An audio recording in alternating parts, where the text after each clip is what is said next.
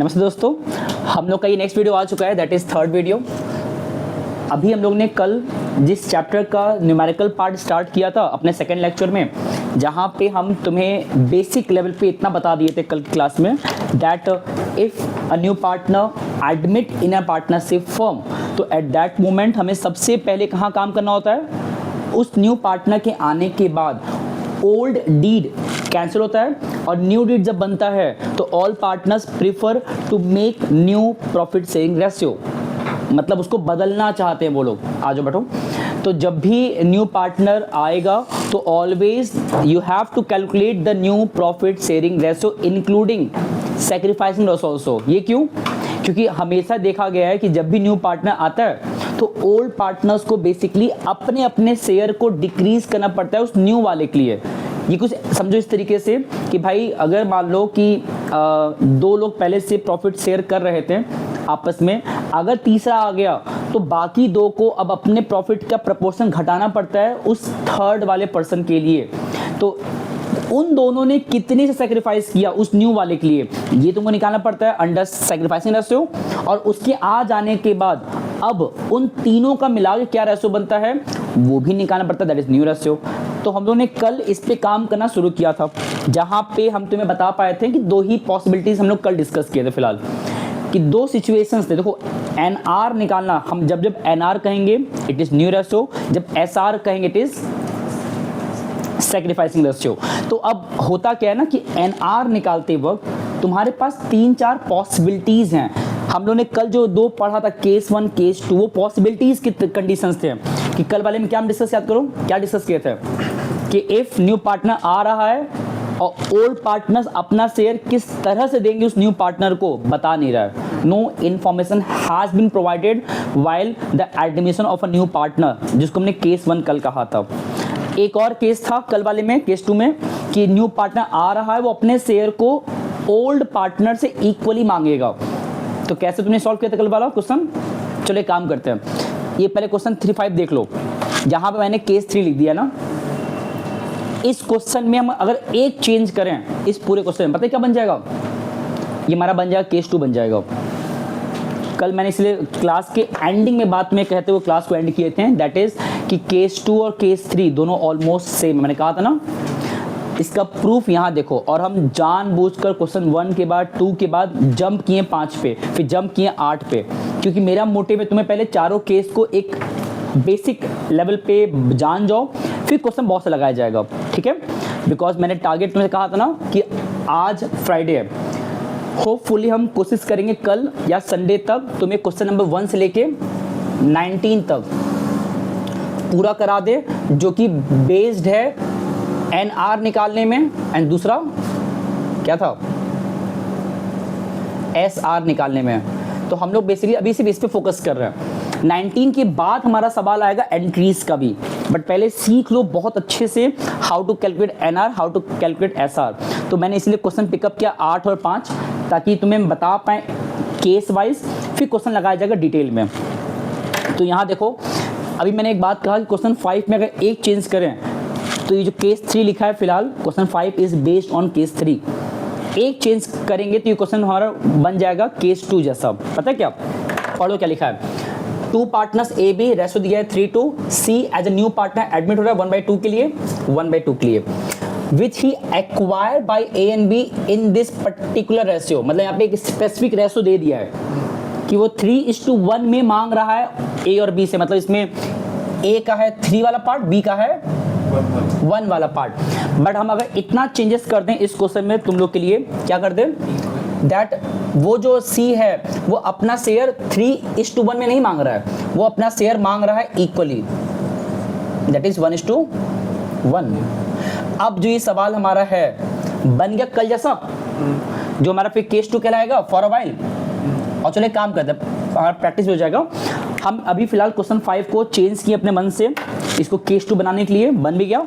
जैसे हम लोगों ने कल सीखा था एक बार फिर देख लो, क्योंकि केस 2 और केस 3 कुछ फर्क नहीं है, बस वहां पे इक्वल था 1:1। अभी क्या था, एक अलग से कोई रेशो दे दिया था 3:1 या कुछ भी दे सकता था।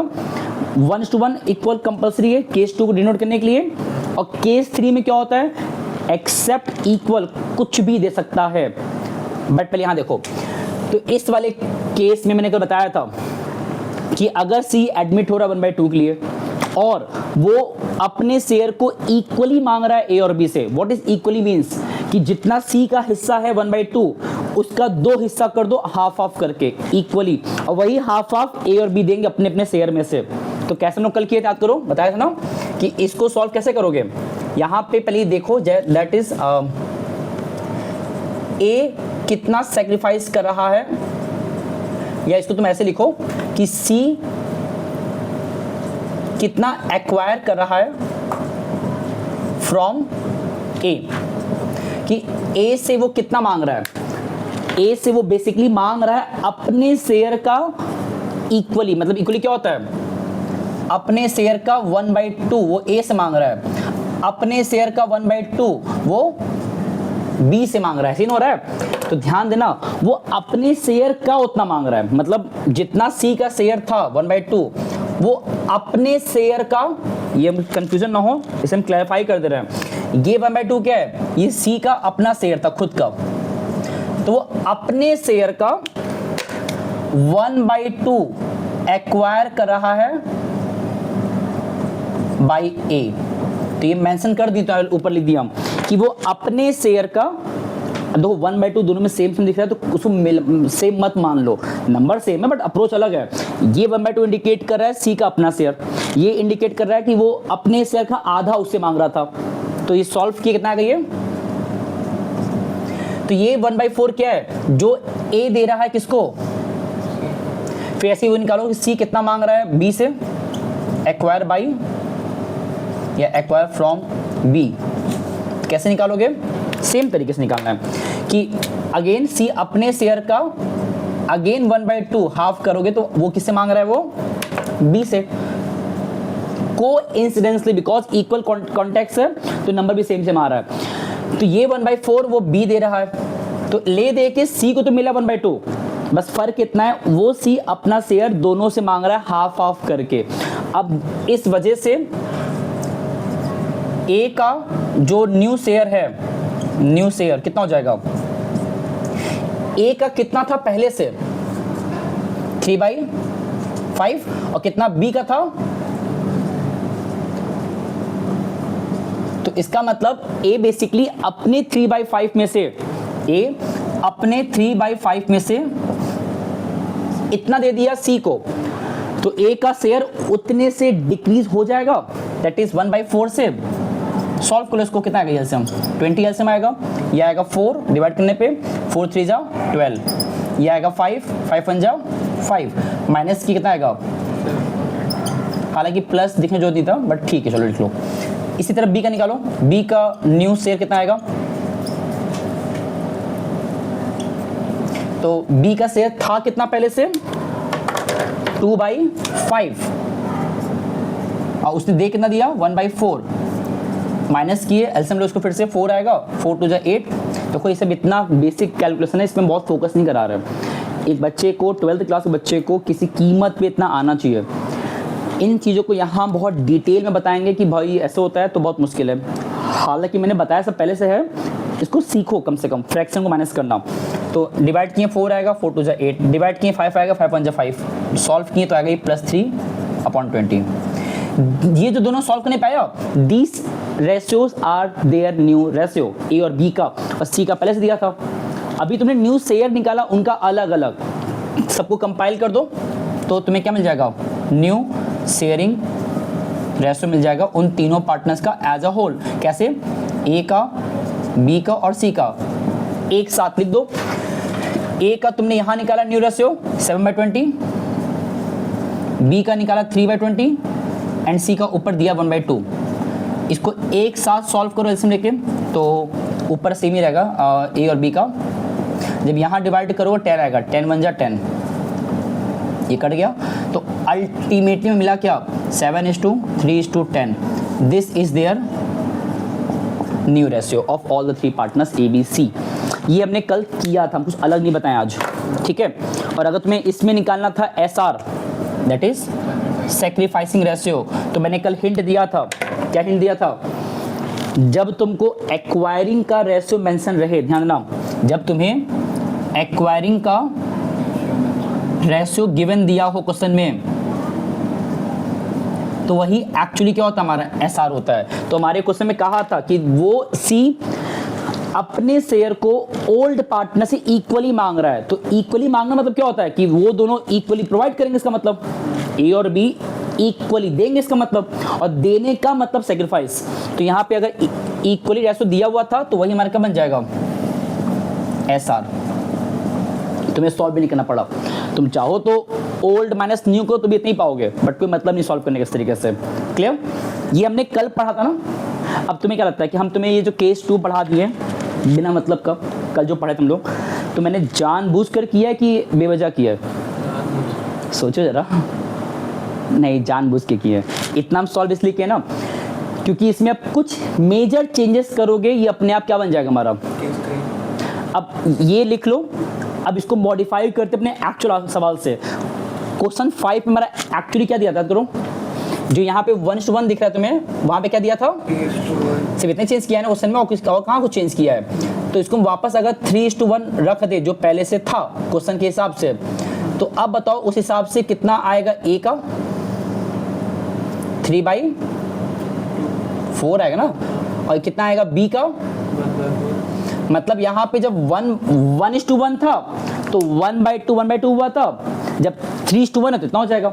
जो भी रहेगा, मतलब यहाँ पे तो 3:1 दिया है, एक्सेप्ट इक्वल कह के, मतलब इक्वल जहाँ कह दिया तो केस 2 हो गया। इक्वल के बजाय वहाँ पे कोई दूसरा एक्वायरिंग का रेशो दे देगा, कुछ भी दे देगा, तो वो केस 3 हो जाता है। सॉल्व इसी प्रकार होना है। कैसे? इस बार सी कह रहा है कि हम अपने शेयर को, हाँ बोलो, सही में क्वेश्चन नंबर कौन सही है, 5। हाँ तो तुम्हारा बुक आई होप ओल्ड होगा। क्वेश्चन 5 देखो बेटा, ये देखो 3:1 में एक्वायर कर रहा है। हाँ तुम लोग बहुत अच्छे बच्चे हो, तुम मेरे समझदार हो क्या, गलती में खोज रहे हो। पहली बात तो ये जो मैंने सॉल्व किया था, ये मैंने क्वेश्चन को अपने अकॉर्डिंग मॉडिफाई किया था, उसको इक्वल अपने मन से किया था ना, तो आंसर कैसे मैच करेगा। वो जो आंसर दिया वो इसके अकॉर्डिंग आंसर दिया है ना, तो अभी हम सॉल्व कहाँ किए हैं। मैंने क्वेश्चन 5 को रीमॉडिफाई किया था जानबूझकर केस 2 बनाने के लिए ना, तो ये तो मेरा अपना सवाल हो गया ना, बुक से क्यों मैच कर रहे हो। अब जो सॉल्व करेंगे आंसर आएगा जो इसके अकॉर्डिंग सॉल्व करने वाले हम, जो एक्चुअली केस 3 कहलाएगा, तब आंसर मैच करेगा। तो हमेशा बुक मत देखा करो, इधर आ जाओ। हम ये कह रहे हैं क्या चेंज हुआ है, इक्वल था, जब इक्वल था तो सॉल्व इस प्रकार करो जो मैं कल किए थे। इक्वल के बजाय एक्वायरिंग के जगह पे कुछ भी रेशियो कह देगा। ये 3:1 क्या होता है, 3:1 क्या बता रहा है कि सी अपने शेयर को 3:1 में मांगेगा ए और बी से, विच मीन्स कि ए सी के शेयर का इतना पोर्शन देगा, बी सी के शेयर का इतना पोर्शन देगा। इसके पहले क्या था कि दोनों सी के शेयर का हाफ दे रहे थे, इक्वल दे रहा था ना। अब देखो ए ज्यादा दे रहा है और बी थोड़ा सा कम दे रहा है, बिकॉज 3/4 क्या होता है 75%, 1/4 क्या होता है 25%, मतलब ए ज्यादा दे रहा है सी को और बी थोड़ा कम दे रहा है, ये इसका मतलब निकला। तो उससे कोई फर्क नहीं पड़ता। तो इस बार इक्वल के बजाय एक अलग से रेशो दे दिया, दिस मीन्स ये हमारा केस 3 हो गया, केस नंबर 3। तो इतना ही फर्क था केस 2 केस 3 में। अब कैलकुलेशन जो मैंने सॉल्व किया है सब यही प्रकार से रहेगा, बस अपना कुछ जगह बदलो। क्या क्या बदलोगे, सी एक्वायर कर रहा है फ्रॉम ए, हाउ मच, सी अपने शेयर का जो 1/2 भी है, अपने शेयर का इस बार कितना मांग रहा है ए से, मतलब सी अपने शेयर का 3/4 ए से मांग रहा है ना, तो इस बार 1/2 मत लिखना, वो तो इक्वल केस में था ना। तो अब जब सॉल्व किए ये कितना आएगा 3/8 आएगा। सिमिलरली सी एक्वायर कर रहा है बी से कितना, अपने शेयर का क्या 1/2 मांग रहा है क्या बी से, सी अपने शेयर का 1/2 नहीं मांग रहा है, इस बार कितना मांग रहा है। जब इसको सॉल्व किए कितना आएगा, तो एक तरीके से ए अपने शेयर में से इतना देगा सी को, बी अपने शेयर में से इतना देगा बी को। इसके पहले क्या हो रहा था, ये दोनों सेम से मैथ है ना, क्योंकि वो इक्वल क्वेश्चन इक्वल कंडीशन था, इक्वल एक्वायरिंग था ए और बी से। बट यहाँ पे क्या है, बिकॉज एक्वायरिंग अलग है तो ए और बी का जो सेक्रीफाइस अमाउंट आ रहा है सी के लिए वो भी अलग अलग आया।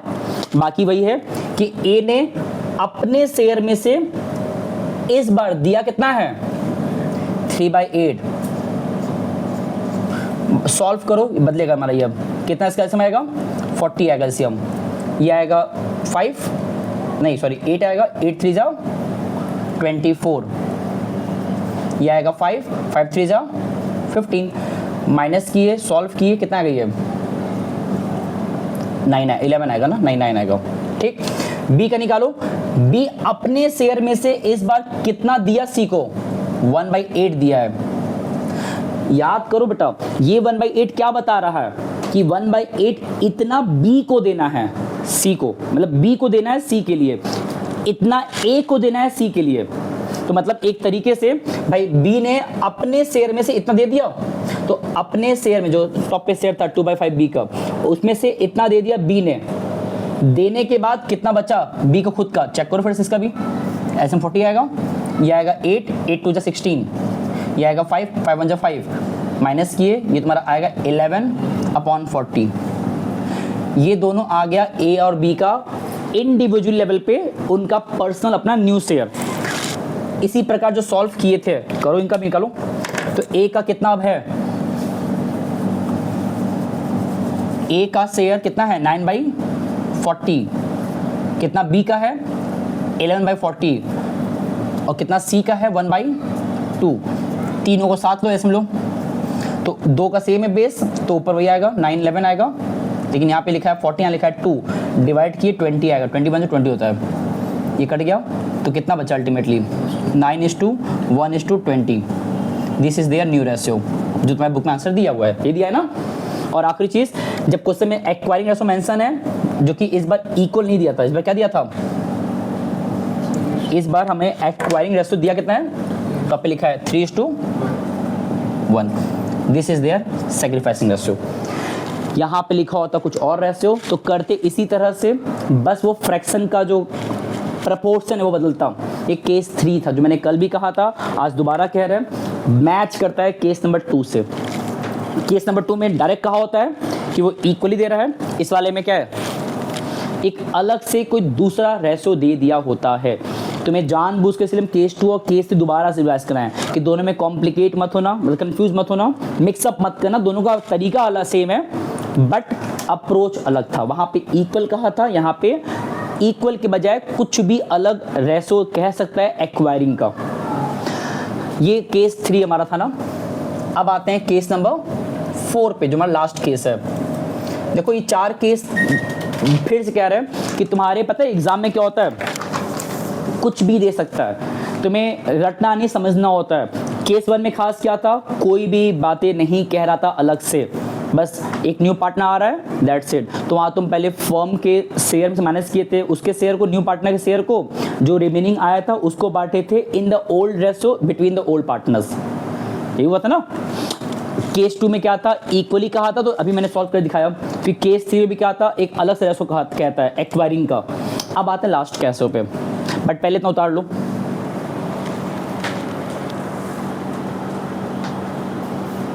चलो अब आते हैं अपने नेक्स्ट क्वेश्चन पे, और एक क्वेश्चन नंबर 8 मैंने पिकअप किया है ताकि हम तुम्हें पहले चारों केस बता पाएं एक बार में, फिर सवाल लगाते हैं मल्टीपल लेवल पे, ठीक है ना। तो क्वेश्चन नंबर 8 हमारा बेस्ड है किस पे, केस नंबर 4 पे। ये केस नंबर 4 थोड़ा सा अलग है compare to case number 1, 2 and 3 के। 4 में क्या अलग है, अगर हिंट कर दें क्वेश्चन लगवाने से पहले, सिर्फ एक वर्ड है, ये वर्ड देख लो क्या लिखा है, क्या दिख रहा है। और मैथमेटिक्स की दुनिया में ऑफ का मतलब होता है मल्टीप्लिकेशन, मल्टीप्लिकेशन, मल्टीप्लाई करना, मतलब ऑफ का मतलब क्या होता है, ये क्रॉस नहीं लगाए हम, ये मल्टीप्लाई का सिंबल है कि मतलब जब जब तुमको ऑफ कहता है तो इसका मतलब मल्टीप्लाई करना है। अब मल्टीप्लाई किसका करना है, सारी बातें क्वेश्चन में लिखा हुआ है। यहाँ पे तुम्हें देखो एक वर्ड और दिख रहा है, सरेंडर, है ना। तो ये सरेंडर वर्ड या ऑफ जब भी कह दे तो ये ऑलमोस्ट मान लो केस 4 की बात कर रहा है, बट फिर भी रटो मत। केस 4 में एक्चुअली करना क्या है, थोड़ा पढ़ लेते हैं। यहाँ भी 2 पार्टनर्स है, ए बी, जिनका रेशो दिया है 2:1, सिंपल बात है। सी एडमिट हो रहा है, बट कितने के लिए इस बार लिखा नहीं है, अभी तक तो लिख रहा था सी कितना आ रहा है ना, सी कितना, सी का प्रपोर्शन बता दे रहा था। जब वो केस 1 2 3 तीनों केस हो, केस 1 केस 2 केस 3, सब में न्यू पार्टनर कितने के लिए आ रहा है बता रहा था ना, बट इस बार यहाँ मेंशन नहीं है। हाँ, लेकिन बाद में एक बात लिख दिया है कि सी कितना पाएगा वो डिपेंड करता है ए और बी पे। कैसे? यहाँ लिखा है कि ए सरेंडर 1/4 ऑफ हिज शेयर। पढ़ लो, हिज मतलब वो अपनी बात कर रहा है कि वो अपने शेयर का 1/4 किसको देगा? सी को। बी अपने शेयर का 1/5 किसको देगा? तो इमेजिन करो कि ए के पास 100 रुपए, ए के पास 100 रुपया है, ए कह रहा है अपने 100 रुपए का 1/4 देंगे सी को। तो तुम बताओ 100 रुपए का 1/4 कितना होता है? 25। मतलब ए ये कह रहा है कि अपने 100 में से 25 तुमको दे देंगे, सी को दे देंगे। हाँ, खुद का बचेगा 75, वो ठीक है, बट ए कितना देगा सी को? वो अपने खुद के शेयर का ब्रेक डाउन कर रहा है एक तरीके से, प्रोपोर्शनेटली फ्रैक्शन के तौर पे। तो यहाँ वही चीज है। तो यहाँ पे तुम्हें कैसे सॉल्व करोगे? लिखना पड़ेगा यहाँ पे क्या, देखो सी जो है वो कितना, या चलो ऐसे लिखो, ए जो है वो कितना सरेंडर कर रहा है, सरेंडर इन फेवर ऑफ सी।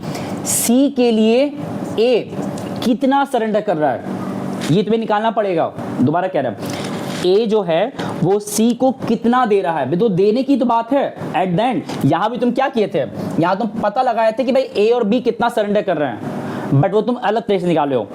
यहां पे भी क्या हो रहा है कि ए कितना सरेंडर कर रहा है सी के लिए, या इनडायरेक्टली सी कितना हासिल कर रहा है ए से। तो कैसे पता लगाओगे? इसमें लिखा है 1/4 ऑफ हिज, मतलब ए कह रहा है हम अपने ही शेयर का। जरा बताओ, जरा देख के यहाँ पे कितना ए का शेयर है? 2/3। और कितना बी का है? 1/3। ये बी का है। तो मतलब ए ये कह रहा है अपने शेयर का, ये देखो ध्यान से, ए अपने शेयर का 1/4 किसको दे रहा है? सी को।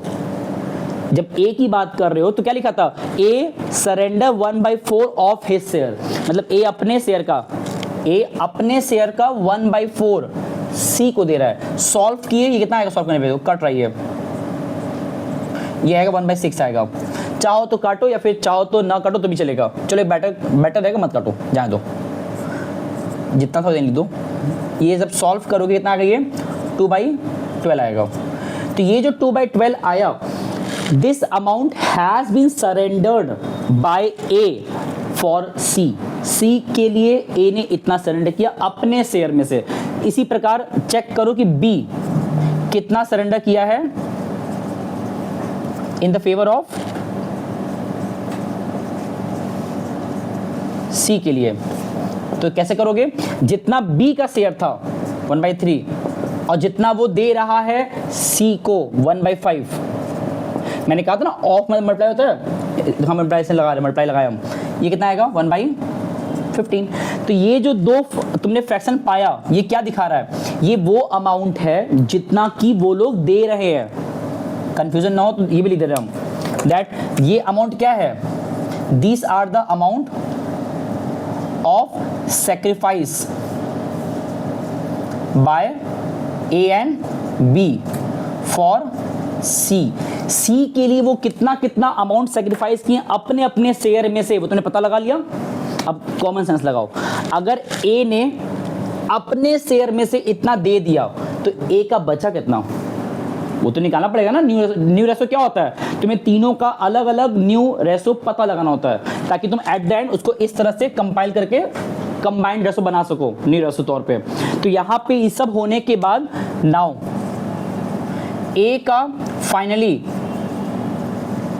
न्यू शेयर कितना हो जाएगा सी को देने के बाद। तो ये लॉजिक था जब मैंने एग्जांपल दिया था कि 100 का 1/4 ए दे रहा है, तो 100 का 1/4 कितना होता है? 25। 25 दे देने के बाद कितना बचा ए का? कैसे निकाले? 100 - 25 करके, तब ना 75 आया था। यहाँ सेम तरीके से ए का कितना बचा इतना सरेंडर करने के बाद कैसे निकालोगे? जितना ए का पहले से था, दैट इज 2/3। इतने में से वो इतना दे दिया 2/12, तो बचा कितना? सॉल्व करो इसको, इसका इसमें कितना आएगा? 12 एलसीएम आएगा, ये आएगा 4, 4 2 जा, ये आएगा 1, 1 2 जा 2, 6/12 आएगा। ये ए का आया न्यू शेयर। इसी तरह बी का निकालो, बी का फाइनली न्यू शेयर कितना आएगा? ठीक, कैसे निकलेगा? जितना बी का शेयर था दैट इज 1/3 माइनस जितना बी ने दे दिया सी को 1/15। हो सकता है बच्चों के माइंड में इतना फ्रैक्शंस देके कॉम्प्लिकेशन लगे, इसको एक ही तरीका होता है, बहुत ध्यान से जिस टाइम जो लिख रहे हैं उसको देखो, सुनो और समझो ताकि याद रहे। कोई बच्चा अब इसको देखेगा ना इस आंसर को, तो उसको लगे क्या ही लिखा हुआ है, कॉम्प्लिकेट लगेगा, उसको टफ लगेगा, क्योंकि है बहुत आसान चीज़, वो हार्डली कुछ सेकंड्स का है, हम इतना एक्सप्लेन कर रहे हैं तब टाइम लग जा रहा है। अदरवाइज सब ये चीज़ें पता है हमारा हार्डली कुछ मिनटों का सिर्फ है। तो बी ने अपने शेयर में से इतना दे दिया सी को, तो बचा कितना? ये भी सॉल्व करो इसमें लेके, ये आएगा 5, ऊपर 5 आएगा, ये आएगा 3, तो ऊपर 3 आएगा, माइनस किए तो आएगा 2/15। ये आया ए का, ये आया बी का, यहाँ तो सी का भी दिया नहीं था ना, तो इस बार तुमको अनफॉर्चुनेटली सी का भी लगाना पड़ेगा। क्या बोलते हैं उसको? New share. सी का भी फाइनली न्यू शेयर कितना हो गया? यहाँ तुम्हें सी का भी देखो, हर बार सी का दिया था ना, कहाँ पे? 5 - 1 होगा ना? हाँ सॉरी, चलो यही तुम लोग सही गलती खोजो, ये 4 आएगा, ठीक है ना। चलो अब सी का हर बार दिया था, यहाँ नहीं दिया, निकालना पड़ेगा। और कैसे निकालो? बहुत सिंपल तरीका है। ये जो दो फिगर है 2/12, 1/15, यही तो फिगर जो सी को मिल रहा है एट द एंड ए और बी से, तो यही दोनों को अगर ऐड कर दे जो सी को मिल रहा है ए और बी से, मान लो ए दे रहा है 25, बी दे रहा है 20, तो 25 20 कितना होता है? 45, वही सी को मिला इसका मतलब, तो इसका शेयर कहलाएगा। तो यहाँ भी देखो सी का कितना शेयर है अगर पता लगाना है न्यू वाला, तो जितना जितना ए और बी दिए हैं अपने अपने हिस्से में से उनको ऐड कर लो। ए दिया है 2/12, बी दिया है 1/15, दोनों ऐड कर लो, इसका एलसीएम कितना आएगा? 60 आएगा एलसीएम। ये आएगा 5, 5 2 10, ये आएगा 4, 4 1 4, तो ये आएगा 14/60। तो तुमने तीनों का अलग अलग न्यू रेशियो पा लिया, तीनों को लिखो एक साथ अब to get the new ratio. कैसे निकालोगे? ए का, बी का और सी का रखो एक साथ। तो ए का कितना था? 6/12, बी का 4/15 एंड सी का 14/60। तीनों का एलसीएम लो, ये आएगा 5, 5 6 जा 30, ये आएगा 4, 4 4 जा 16, ये आएगा 1 तो 14 आएगा। 60 हट गया, कितना आया? 30, 16, 14। इसको यहाँ छोड़ मत देना, क्योंकि हमेशा ये कहा जाता है फ्रैक्शन को स्टैंडर्ड या सिंप्लीफाइड फॉर्म में रखना होता है। तो इसे 2 से कट रहा है ना, तो कितना आएगा? 15, 8 और यहाँ कितना 7 आएगा। ये हमारा आ गया न्यू रेशियो। आंसर दिया है देखो, सही है। अच्छा, अभी आखिरी चीज़, अगर हमें इस क्वेश्चन में ये कहा होता ऑल्सो कैलकुलेट एसआर, अभी तक तो मैंने 3 हिंट दिया था केस 1 2 3 में। पहला हिंट क्या था केस 1 के लिए? जब कोई बातें ना कहे, इंफॉर्मेशन ना दे, तो ओल्ड रेशो हमारा क्या होता है? एसआर। केस 2 मैंने क्या हिंट दिया था एसआर के लिए? कि जब एक्वायरिंग वाले केस में इक्वल कह रहा है कि वो न्यू पार्टनर ओल्ड वालों से इक्वली मांग रहा है, तो वही इक्वली हमारा क्या बन गया था? एसआर।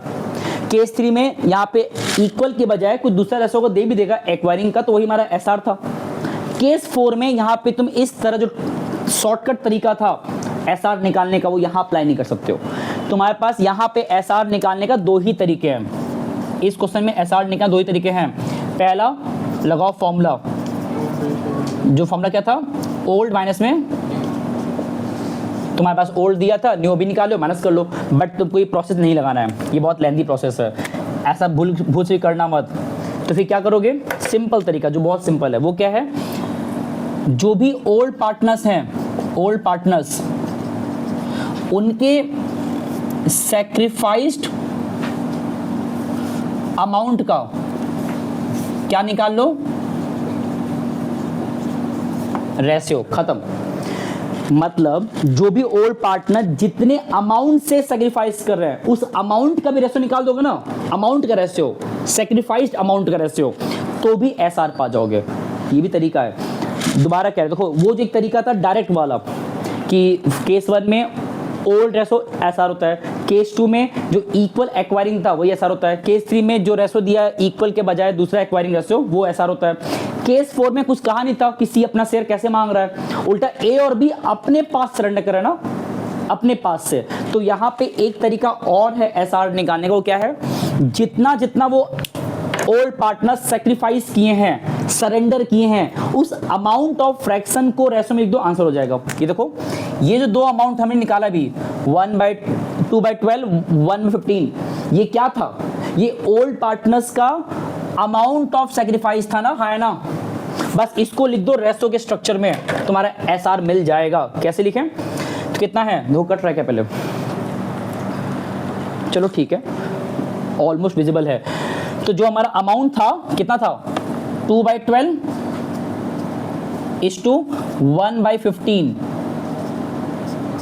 जो उनका अमाउंट ऑफ सेक्रीफाइस था, मैंने उन दोनों अमाउंट ऑफ सेक्रीफाइस को लिखा रेशो के स्ट्रक्चर में। सॉल्व कर लो, ये कितना आएगा, इसका ऐसा आएगा 60 आएगा, ये दिन आएगा, ये आएगा तुम्हारा 5 5 2 जा, ये आएगा तुम्हारा 4 4 1 जा, तो ये 60 हट गया, कितना बचा, और ये भी अनसिंप्लीफाइड है, सॉल्व किए कैंसिल करके, तो ये कितना आया 5:2 आया। This is their sacrificing ratio. देखो, तुम चाहो तो वेरीफाई कर लो, ओल्ड माइनस न्यू करोगे तो भी इतनी आंसर आएगा। बस ये शॉर्टकट क्यों बता रहे हैं, क्योंकि एग्जाम में और में टाइम बचाना भी होता है। बस ये ध्यान देना कि केस 1 2 3 में तुम डायरेक्ट कर सकते हो, केस 4 में थोड़ा सा सॉल्व करना पड़ा कि जो उनका अमाउंट ऑफ सेक्रीफाइस था दोनों पार्टनर्स का, जितना ए सेक्रीफाइस किया और जितना बी किया, हमने उन दोनों के सेक्रीफाइस अमाउंट को बेसिकली साथ मिला दिए, काम हो गया। चलो इतना लिखो पहले।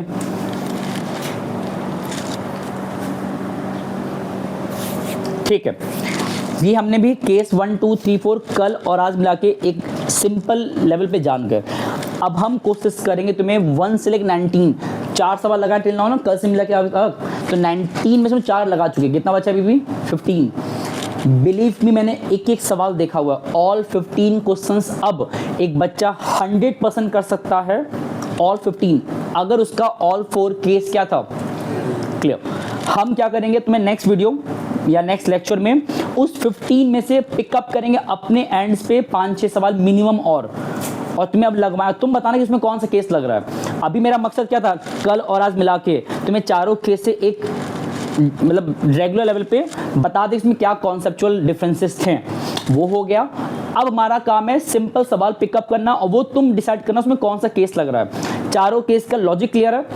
अभी एक क्वेश्चन तुम बता रही थी ना, अभी क्वेश्चन 2 का सी, जहाँ पे वो केस 2 का रही है, बट अब डिस्कस हम लोग उसको करेंगे नेक्स्ट अपने क्लासेस में। पहले इतना लिख लो, और जब कल मिलेंगे तो हम लोग प्रॉपर डिस्कस करेंगे अपने आने वाले और भी क्वेश्चंस को। बट अभी हम तुम्हें ये पूरा वाइंड अप कराएंगे मैक्सिमम सवाल लगवा करके, ताकि ये जो दो पहला अप्रोच था एनआर निकालना एसआर निकालना, इस पे तुम्हारा पहले कमांड होना चाहिए, जो बहुत इंपॉर्टेंट था। ठीक है, चलो मिलते हैं नेक्स्ट वीडियो में, तब तक के लिए धन्यवाद एंड नमस्ते, थैंक यू।